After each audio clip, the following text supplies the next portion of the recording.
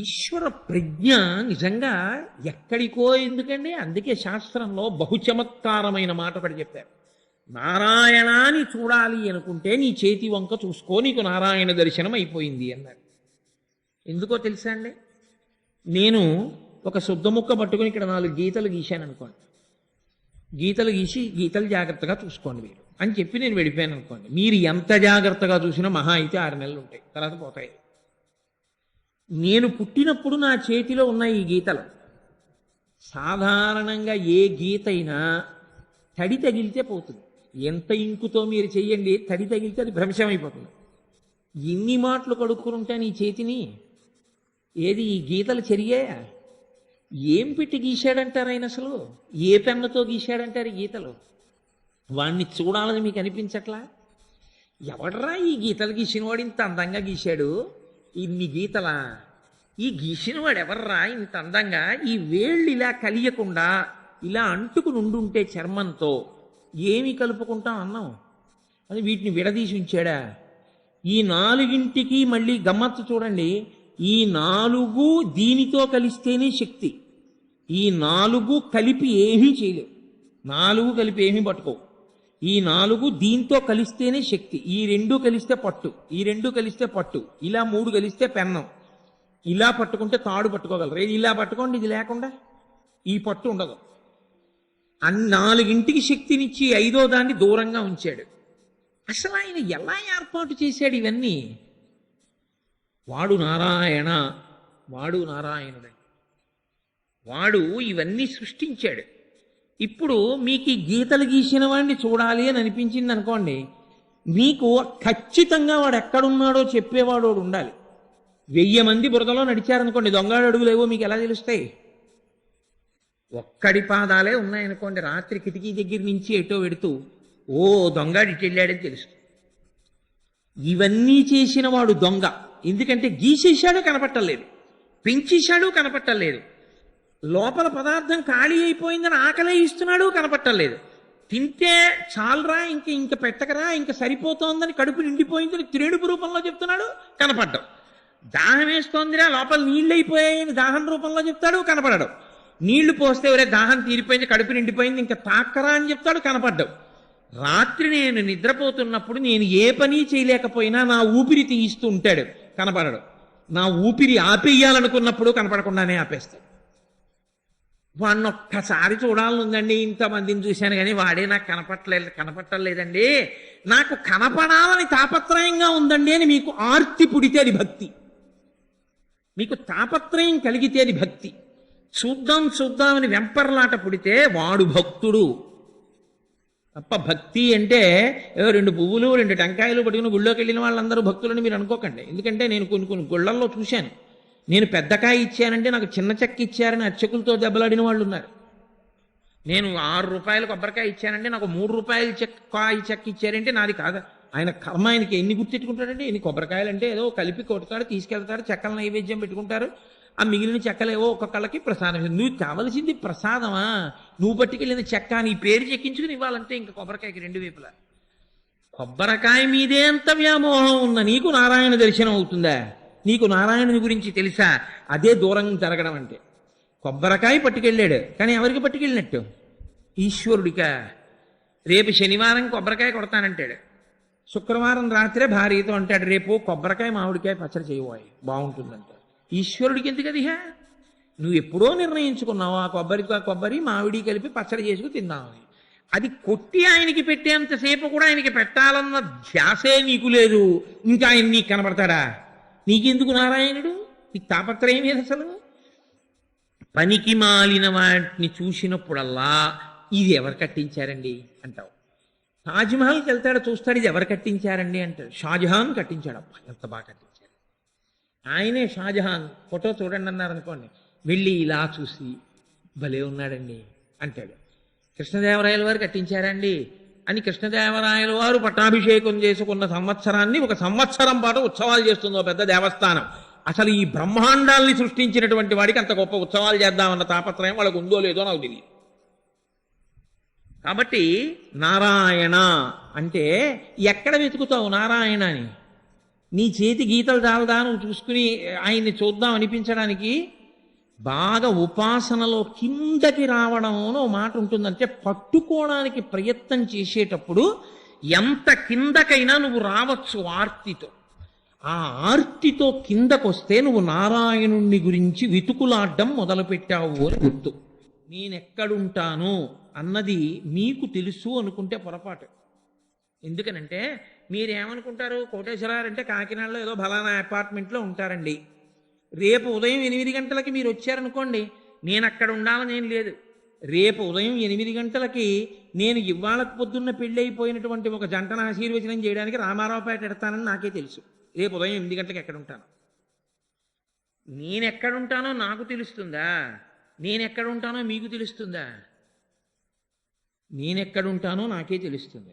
అలాగే ఈ బ్రహ్మాండములన్నింటినీ నిర్మాణం చేసి దానిలోనే దూరిపోయి ఉండిపోయిన వాడు ఉన్నాడే. నేను బల్ల చేస్తే బల్లలో దూరను, కుర్చీ చేస్తే కుర్చీలో దూరను, పంచె కొనుక్కుంటే పంచెలో దూరిపోలేను.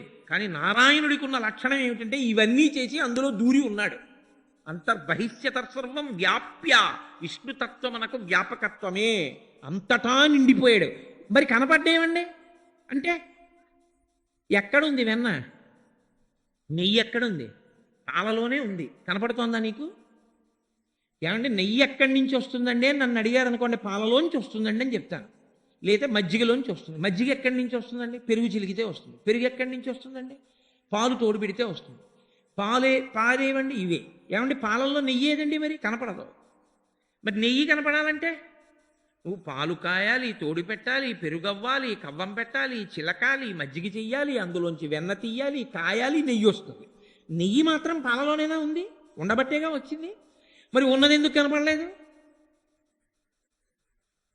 నీ ఇంట్లో ఉన్న పాలకొండలోని నెయ్యే నీకు కనపడంది. ఈ బ్రహ్మాండమంతా నిండిపోయి వ్యాపకత్వంలో ఉన్న విష్ణువు నీకు కనపడతాడా అంత తొందరగా? ఒక్క లీటరు పాలు అంత సాధన చేస్తే కానీ నెయ్యి కనపడలేదా? ఈ బ్రహ్మాండమంతా నిండిపోయిన వాడు కనపడడానికి నువ్వు ఎంత సాధన చేయవలసి ఉంటుంది? అది భక్తి. వెంపర్లాడాలి, అయ్యా నువ్వు కనపడవయ్యా, కనపడవయ్యా, కనపడవయ్యా అని అడగాలి. కనపడవయ్యా, కనపడవయ్యా అంటే అప్పుడు ఆయన మార్గం చెప్తాడు. ఓరిపిచ్చాడా, తెలియక ఇన్నాళ్ళు తిరిగావు కదూ, అవి కాదు మార్గాలు. నాణ్యపంథాయనాయ విద్యతే, ఇంకొక మార్గం లేదని తెలుసుకో, ఇది ముందు చెప్తాడు.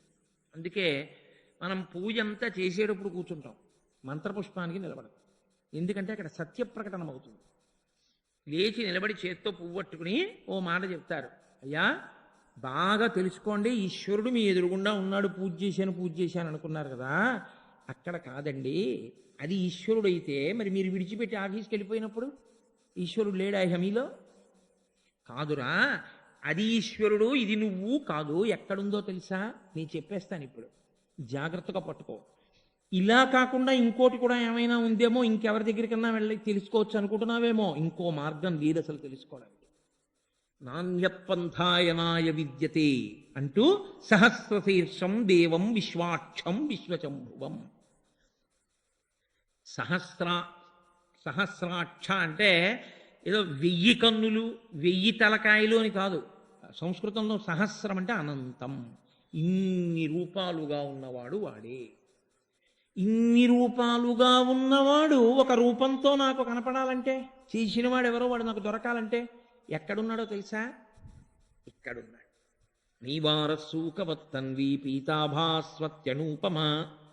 బొడ్డు గింజ పెట్టి గీరితే మొన తగిలితే ఎలా ఉంటుందో అలా ఈ లోపల దాక్కునున్నాడే వాడు ఈ బయటవి కనపడేటట్టు చేస్తాడు తను నిర్మించినవి. నిర్మించిన వాడు ఈ లోపలే ఉన్నాడు. వీడిని చూడ్డానికి ఈ కంటికి లోపలికి తిరిగి చూడడం రాదు. వాడు అలా పెట్టలేదు వ్యవస్థ. కాబట్టి ఇప్పుడు ఈ కంటితో వాడు చేసినవి కనపడతాయి. చేసిన వాడు కనపడాలంటే ఈ లోపలికి చూడడం రావాలి. ఈ లోపలికి చూడడం అంటే ఏదో కత్తి పెట్టి కోసుకుంటే కనపడుతుందా అండి అంటే అలా కనపడదు. మరి ఎలా కనపడుతుంది? హృదయ గుహలోకి వెడితే వాడు కనపడతాడు, తేజోరూపముగా కనపడతాడు. కనబడిన వాడిని ఏ పేరు పెట్టి నీవు పిలువు, వాడికి ఏం అభ్యంతరం లేదు. స బ్రహ్మస్థ శివస్థ హరిశ్చేంద్ర సోక్షర పరమస్వరాట్ రాజాధిరాజాయ ప్రసజ్య సాహిని. రోజు చెప్పట్లా మంత్రపుష్పంలో మీరు? వాడిని మీరు ఏ పేరు పెట్టి పిలవండి వాడి లక్షణం అంతే, మీరు ఏ పేరు పెట్టి పిలవకపోండి వాడి లక్షణం అంతే. నీళ్లు ఎప్పుడు పుట్టాయి? ఎప్పుడు పుడితే మీకెందుకండి? ఎప్పటి నుంచి ఇప్పటి వరకు ఎప్పటికీ నీళ్ళు ఏం చేస్తాయంటే దాహం తీరుస్తాయి. రామకృష్ణ పరమహంస ఓ మాట చెప్తారు.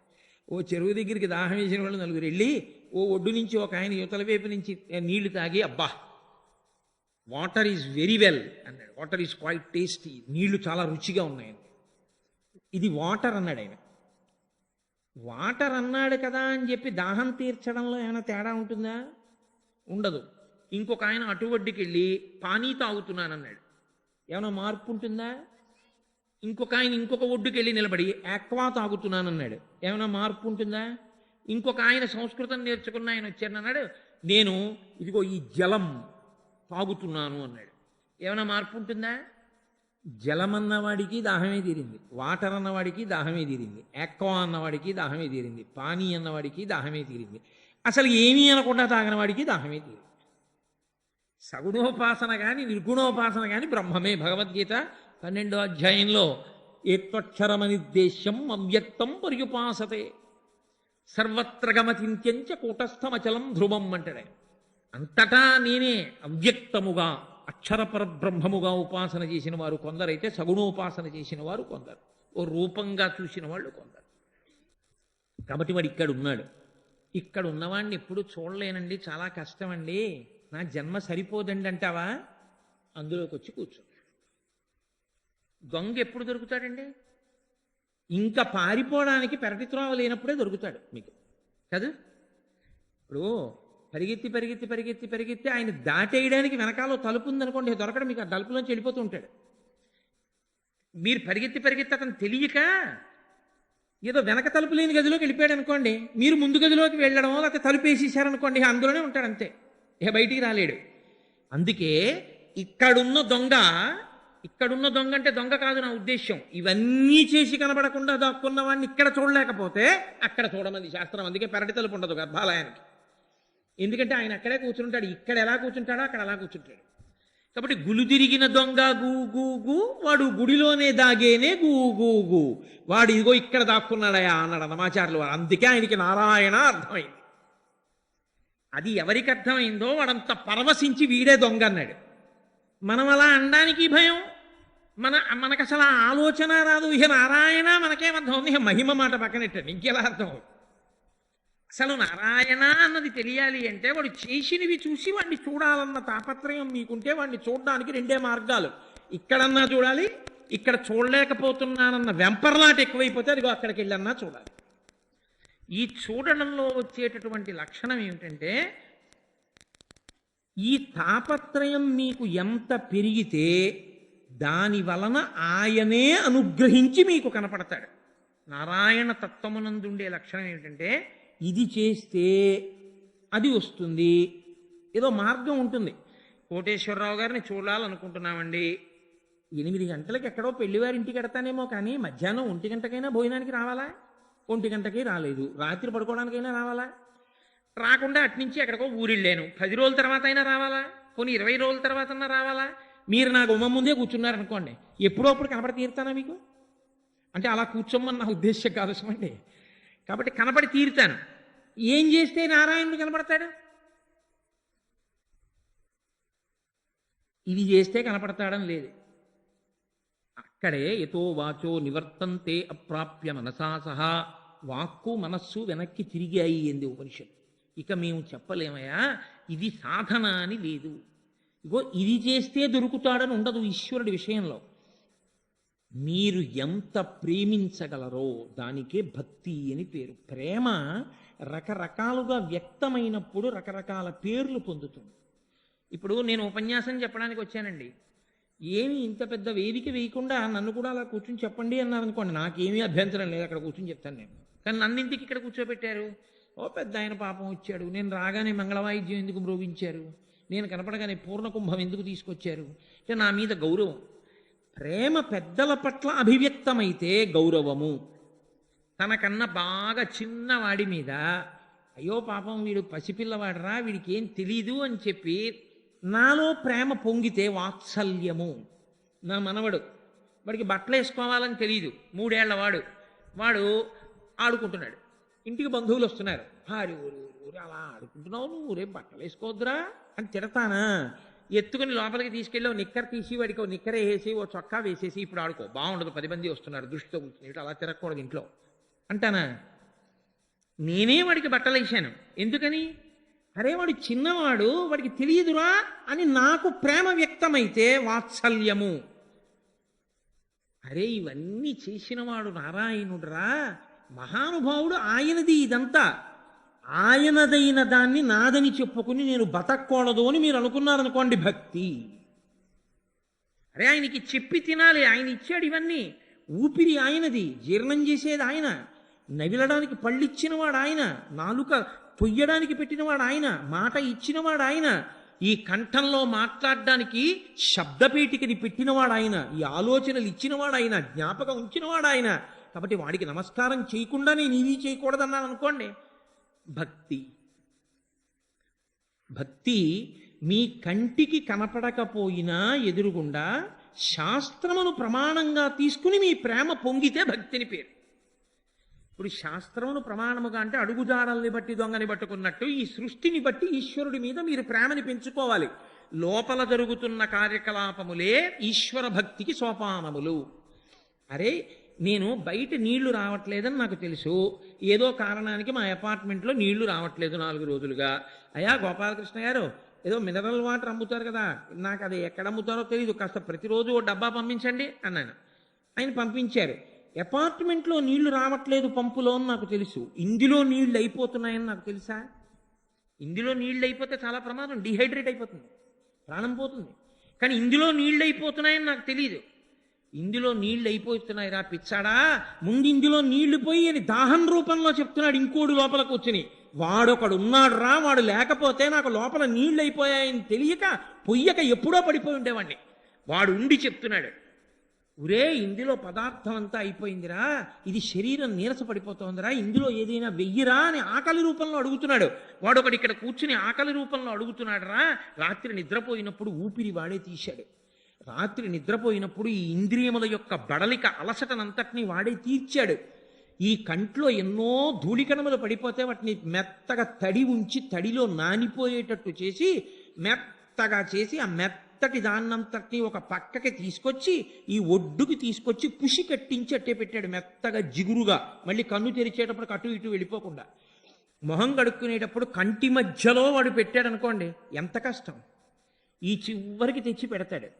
ఇది ఇటు తెచ్చాను కదా అని ఇటుది అటుకి పెట్టడు, అక్కడది ఇక్కడికే తెస్తాడు. 2 కళ్ళ యొక్క ఈ మొదటి స్థానములకు తెచ్చి పుసులు కట్టిస్తాడు. ఇలా ఇలా అంటే పగలంతా తిరిగినప్పుడు పడిన ఇసకంతా మెత్తపడిపోయి ఇక్కడికి వచ్చి తెల్లవారేటప్పటికి కన్ను గరగరలాడకుండా చేశాడు. మీకు అబ్బా ఈశ్వర ఎంత మహోపకారం చేశావు, ఒక్క ఇసకరేణు ఉండిపోతే. రాత్రి నేను నిద్రపోతే సుఖంగా బడలిపోయి నిద్రపోతున్నప్పుడు నన్ను కదపకుండా తండ్రి ఇసకరేణువులన్నీ మెత్తపరిచి పక్కనెట్టావా పుషి రూపంలో అని ఆ పుషి వంక చూసినప్పుడు మీకు నారాయణ దర్శనం అవలా? అంతర్బహిష్యత సర్వం వ్యాప్య నారాయణ స్థిత.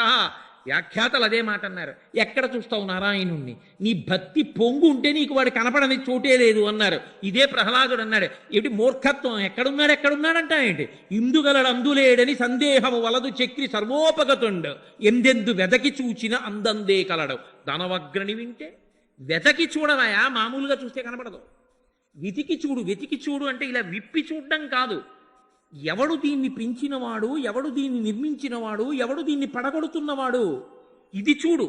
చూస్తే నీకు నారాయణుడు గోచరమవుతాడు. ఈ భావన నీకు కలిగిన నాడు వాడు లొంగిపోతాడు. ఇది భాగవతం యొక్క సమస్త సారాంశము ఇదే. అందుకే పోతన గారు అద్భుతమైన ఆంధ్రీకరణ చేస్తూ సంస్కృత భాగవతంలో వ్యాస భగవానుడు శుకబ్రహ్మచేత పరీక్షిత్తుకి చెప్పించినటువంటి మాటని గొప్ప పద్యంగా ఆంధ్రీకరించారు. అమరేంద్రాదులు కొల్చు భంగి జనుల జాక్షు సేవించగా విమల జ్ఞాన విరక్తి ముక్తి నొసగున్ వెయ్యేల భూనాథ తత్కమలాధీషు కథా సుధారస నదీ కల్లోల మాలా పరిభ్రమ మెవ్వానికి నైన కర్ణయుగళీ పర్వంబు కాకుండునే. ఏదో నా కడుపున పుట్టిన కొడుకు మొదటి నెల జీతం వచ్చిందని అనగారండి, నువ్వు పంచి అట్టుకొచ్చాడు అనుకోండి మురిసిపోతానే, 10 మందికి చూపించుకుని ఈ పంచి వాడే పెట్టాడండి అని. మరి ఈ శరీరాన్ని నిర్మించిన దగ్గర నుంచి వాడిని ఉపకారాలు చేయిస్తున్నాడు. వాడి కథ వింటున్నప్పుడు మనసు పొంగిపోవద్దు?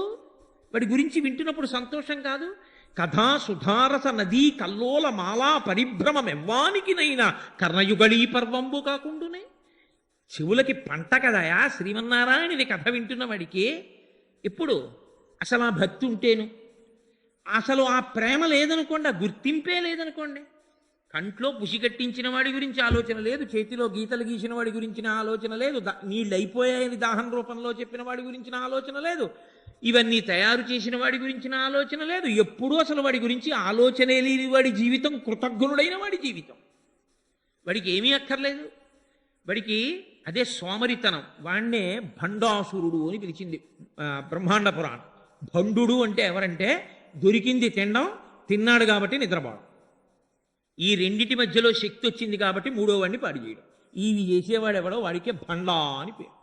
బ్రహ్మగారు అలాంటి వాడిని చూసే మన్మధుడు కాలిపోయిన బూది నుంచి తయారైతే చూసి ఎవరు పేరు పెట్టలేదు. బ్రహ్మగారు చూసి ఓరి భండా, ఆ భండా భండాసుర. వాడు లోకాలన్నింటినీ పాడు చేశాడు. సరే, లలితావిర్భావం అయి వాడిని చంపారు. అంటే అమ్మవారి అనుగ్రహం చేతనే ఈ తమోగుణం నశిస్తుంది అని. అందుకు అది శారదా నవరాత్రులు ముందు చేస్తే కానీ వసంత నవరాత్రులు చేయడం కుదరదు. అందుకే ముందు శారదా నవరాత్రులు చేయడానికి శాస్త్రంలో పెద్ద కారణం అదే. అసలు నిజానికి అశ్వినీ నక్షత్రంతో చంద్రుడు కూడితే ఆశ్వీజ మాసం, కానీ అశ్వినీ నక్షత్రం మొట్టమొదటి నక్షత్రం కాబట్టి ఆశ్వీజ మాసం ఎక్కడికి రావాలి? మొదట్లోకి రావాలి. కానీ ఎక్కడికి వెళ్ళింది? తీసుకెళ్ళి మధ్యలోకి పెడతారు. మధ్యలో 27 నక్షత్రాల్లో అటు 13 వదిలి మధ్యలో 14వ నక్షత్రం చిత్తా నక్షత్రంతో చంద్రుడు కూడితే వచ్చేటటువంటి చైత్రమాసం మొదటి మాసం అయింది. ఉపాసనలో శారదా నవరాత్రులు చేసి తిరిగొస్తే కానీ వసంత నవరాత్రులు చేసి రాముడితో కలిసి ఉత్తరాభిముఖంగా పట్టాభిషేకానికి అయోధ్యకి పైకెక్కలేడు. కాబట్టి అమ్మవారి అనుగ్రహం ఉంటే కానీ ఆ భండు నాశనం కాడు. కాబట్టి ఇదంతా ఈశ్వర సృష్టి అని ఎవడు తెలుసుకుంటున్నాడో, ఎవడు ఆయనని చూడాలని వెంపర్లాట పెంచుకుంటున్నాడో అదే నారాయణ. వీటిని అడుగుజాడలుగా భావించి దొంగని పట్టుకోవడం. అప్పుడు ఆ తాపత్రయం కలిగిన వాడికి, ఆ భక్తి ఉన్నవాడికి ఏమవుతుందంటే, నాది కానిది ఇది అని అనడం. ఇది నాది కాదు కదండి, అందుకని నాకు సంతోషం ఏమిటి అనడం. నేనున్నాను అనుకోండి, ఈ కారు నాది కాదు కదండి, నాకెందుకు సంతోషం? ఆ కారు ఎక్కించి నన్ను తీసుకొచ్చారు.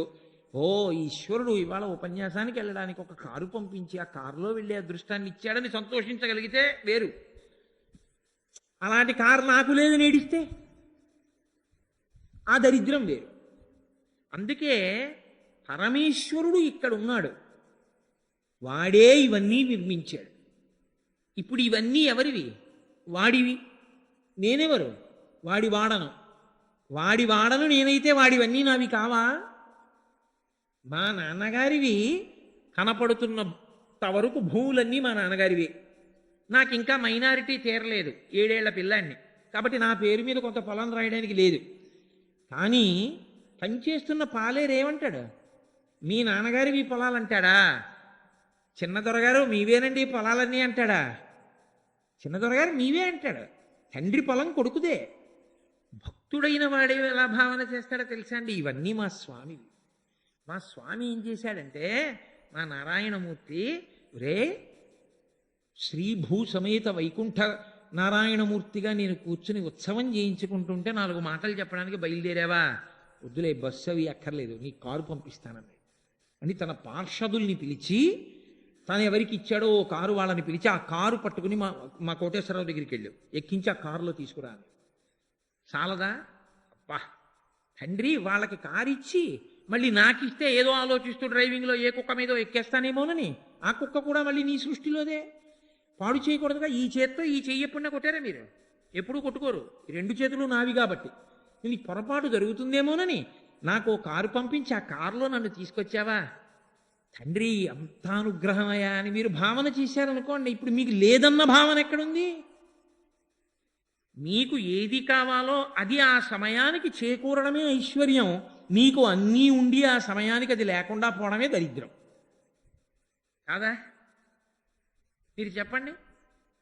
ఏమీ లేనివాడు ఉన్నాడు, ఆయనకి ఆకలేసింది అంతే.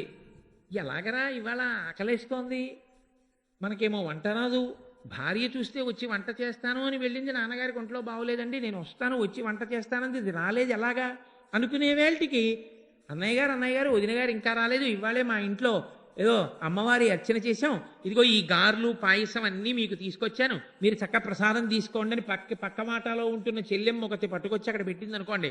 ఇప్పుడు నీకు వేళకి అమరిపోయింది, నువ్వు ఐశ్వర్యవంతుడివి కావా?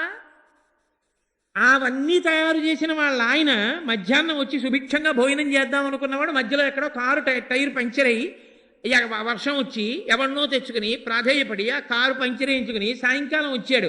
అసలు అవన్నీ వండుకున్నవాడు ఆయన దరిద్రుడు, నేను ఐశ్వర్యవంతుడిని, తిన్నవాడిని నేను, తిననివాడు ఆయన. ఏది అమరిందో వాడు ఐశ్వర్యవంతుడు.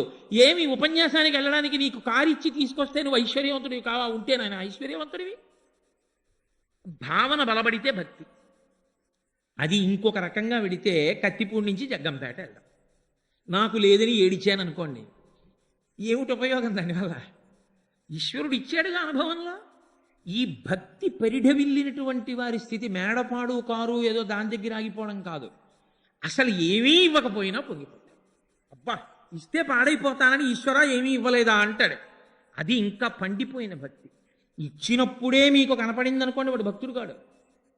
ఒక స్థాయి భక్తి అంతే. ఇవ్వలేదనుకోండి, ఎందుకు ఇవ్వలేదో ఈశ్వరుడు మహానుభావుడు, ఇస్తే పాడైపోతానని ఇవ్వలేదేమో, కాబట్టి ఈశ్వర ప్రతి ఇవ్వనప్పుడు నాకు చెప్పాలేమిటి ఎందుకు ఇవ్వలేదో. అమ్మ నా చిన్నతనంలో నాకు కొద్దిగా దగ్గు వస్తున్నప్పుడు నువ్వులు గుండ నా కోసమే చేసింది, అన్నంలో పెట్టింది, తిన్నాను. అమ్మ ఇంకొంచెం నువ్వులు గుండ వెయ్యమ్మా అన్నాను, వెయ్యనండి. అమ్మ నువ్వులు గుండే వెయ్యమ్మా, నువ్వులు గుండే వెయ్యం, కాస్త అల్లం పచ్చడి అన్నం తినండి. నాకు వద్దా అల్లం పచ్చడి ఘాటుగా ఉంటుంది, నాకు నువ్వులు గుండ వెయ్యన్నాను, వెయ్యను నీకు అని అల్లం పచ్చడి కలిపి నెయ్యేసి బలవంతంగా నోరు తెరిచి ముద్దలు పెట్టి మింగించి. అమ్మ కోపమా? కోపం కాదు, నువ్వుల గుండ ఎక్కువ తింటే వీడికి దగ్గు వస్తుంది, అందుకని కాస్త విరుగుడు కాస్త అల్లం పచ్చడి పెడితే వీడికి దగ్గు రాకుండా ఉంటుంది, మళ్ళీ రేపు పెట్టచ్చు నువ్వుల గుండ. పెట్టకపోవడంలో కూడా అమ్మది ప్రేమే, కానీ పెట్టకపోవడంలో అమ్మకి కక్షేమణ ఉందా? మీకు ఇవ్వకపోవడంలో కూడా ఈశ్వరుడు ఏదో చూశాడు, అందుకే ఇవ్వలేదు, ఇస్తే పాడైపోతారని. కాబట్టి నాకు ఇవ్వలేదేమో ఈశ్వరుడు అనుకున్న నాడు అది పరిపూర్ణమైన భక్తి.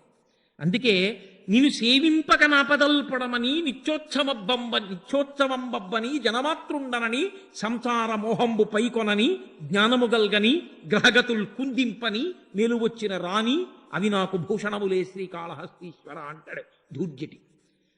ఈశ్వర నిన్ను నమ్ముకున్నప్పుడు 10 మంది పూలదండ వేసినా నీ అనుగ్రహం, పనికి మాలిన వాడని రాళ్ళెట్టి కొట్టినా నీ అనుగ్రహం, రెండూ నీ అనుగ్రహం. నీ పాదముల యందు భక్తి నాకు నిలబడితే నాకు చాలు, అంతే, ఇంకా నాకేం వద్దు. కుంతీదేవి అదే అడిగింది. యాదవులందు పాండు సుతులందు నాకు మోహవిచ్ఛేదము చేయుమయ్యా, ఘనసింధువు చేరిడి గంగభంగి నీపాద సరోజ చింతనముపై అదిశము మదీయ వృత్తి అత్యాదర వృత్తితో గదియగనట్లు చేయగదయ్య ఈశ్వరా అని అడిగింది. ఈ భక్తి బాగా నిలబడిందనుకోండి, వెంపర్లాడి మీ వెంట పడతాడు. నేను ఎలాగో ఇవాళ మహిమ అని పక్కన మాట ఉంది కాబట్టి నేను ఒక్క మాటని కలిపి నా ఉపన్యాసాన్ని పూర్తి చేసేస్తాను. మనకి భాగవతంలో అనేకమైన ఆఖ్యానాలు ఉన్నాయి. నేను ఇవాళ ఈ మాట అన్నాను కాబట్టి ఈశ్వరుని యొక్క సౌలభ్యము గురించి మీకు ఒక మాట చెప్తాను. నేను చదివి చాలా కాలం అయిపోయే ఆఖ్యానాలు, ఈ మధ్య కూడా నేను అది చెప్పలేదు కూడా. ఇప్పుడు మనకి కృష్ణ భగవానుని యొక్క స్నేహితుడు ఒక ఆయన ఉంటాడు, కుచేలుడు. వీళ్ళిద్దరూ 2 ధ్రువాలు. ఒకడు మహదైశ్వర్యవంతుడు, కృష్ణుడు లక్ష్మీపతి. లోకమంతా లక్ష్మీదేవి అనుగ్రహం కోసం చూస్తుంది. ఆవిడ ఆయన తన వంక ప్రేమగా చూడాలని కోరుకుంది.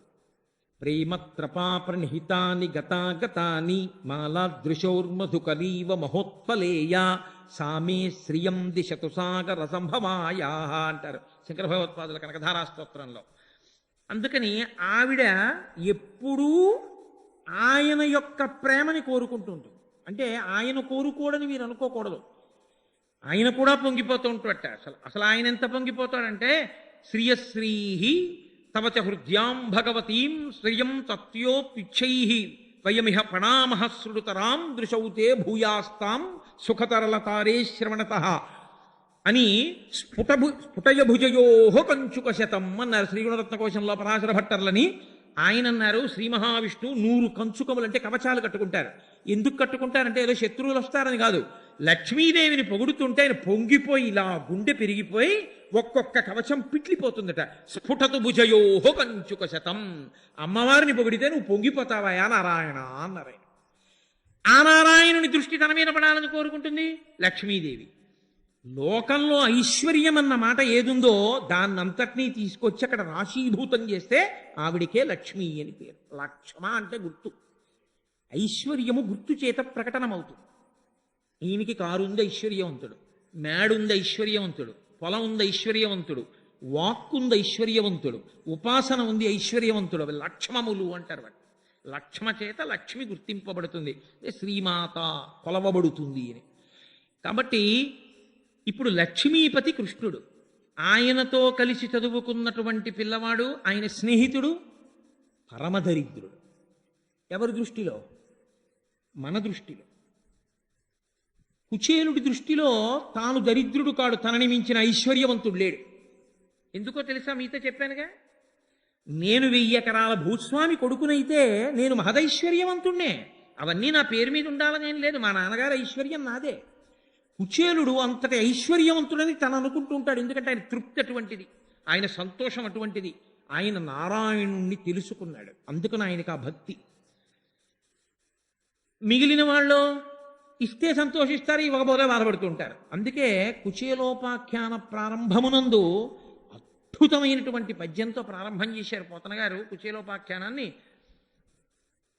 అనుడు వేదవ్యాసతనయుడు ఆ అభిమన్యుతనయు చూచి ఇట్లనియ ప్రీతి నరవరా గోవింద సఖుండు కుచేలుండు నానొప్ప విప్రుండు మానధనుడు విజ్ఞాని రాగాది విరహిత స్వాంతుండు శాంతుండు ధర్మవత్సలుడు ఘనుడు విజ్ఞాని బ్రహ్మవేత్త దారిద్ర్యంబు బాధింప వరుల తానడుగపోవక వరుల కార్పణ్య బుద్ధి తానడుగపోవక తా దక్కిన కాసు అయిన మహదైశ్వర్యమంచు దారాపుత్రాదులను ఒక విధంబుగా పోషించునంత అన్నాడు. ఆయన ఎంత గొప్పవాడంటే కుచేలుడు, ఆయనకి ఆయన దృష్టిలో ఆయన్ని పరిచయం చేస్తూ ఆ కుచేలుడు గురించి చెప్తూ శుకబ్రహ్మ అంతటి వారు మాట్లాడినటువంటి మాట గోవింద సఖుండు, కృష్ణుని స్నేహితుడితను. కుచేలుండు బాగొప్ప విప్రుండు, చాలా గొప్ప బ్రాహ్మణుడు. ఈయన ఎప్పుడు నిత్యతృప్తుడు, సంతోషంగా ఉంటాడు. దేనివల్ల సంతోషం? ఎంత ఉన్నా సంతోషం ఉండాలని ఏం లేదు మీకు. అందుకే బాగా జ్ఞాపకం పెట్టుకోండి, తృప్తికి ఈ దీని వలన తృప్తి అని ఉండదు. ఇది ఉంటే తృప్తి అనేం ఉండదు. మీరు తృప్తిగా ఉండడానికి కారణం ఉండదు. ఒక ఆయనకి ఏదీ లేదు కానీ నిత్యతృప్తుడై ఉన్నాడు, పరమ సంతోషంగా ఉంటాడు. నాకు ఏమి ఇవ్వలేదండి, ఈశ్వరుడు అన్నీ ఇచ్చారు కదా, వీళ్ళకి తినడానికి ఉంది, ఉండడానికి ఉంది, ఇంకేం కావాలి నాకు అంటాడు. ఇంకొక ఆయనకి అన్నీ ఉన్నాయి, ఇంకా ఏదో లేదని ఏడుస్తుంటాడు ఒక ఆయన.